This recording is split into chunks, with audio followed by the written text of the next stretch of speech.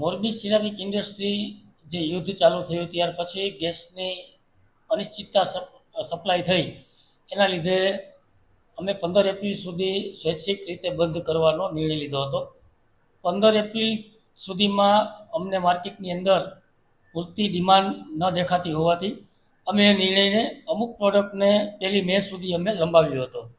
પરંતુ 15 એપ્રિલથી અંદાજે 1-2 પ્રોડક્ટની 250 જેટલી ફેક્ટરીઓ જે છે એ ચાલુ થઈ ગઈ હતી. બાકીની જે ફેક્ટરીઓ છે એ આજે બધી ફેક્ટરીઓ ચાલુ થઈ ગઈ છે. અંદાજે અત્યારે 575 ફેક્ટરીઓ જે છે એ આજની તારીખમાં ચાલુ થઈ ગઈ છે.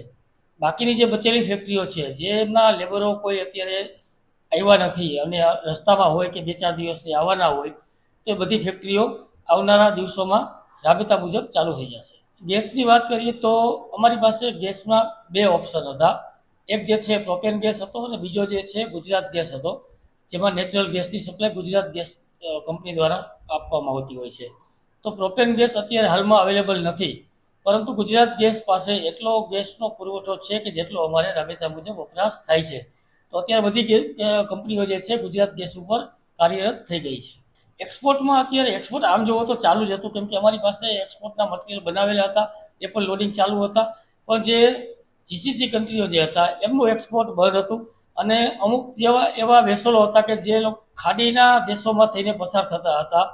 તો એ વેસલોના અત્યારે મુવમેન્ટ બંધ હતી, એના હિસાબે એક્સપોર્ટ થોડું ધીમું છે.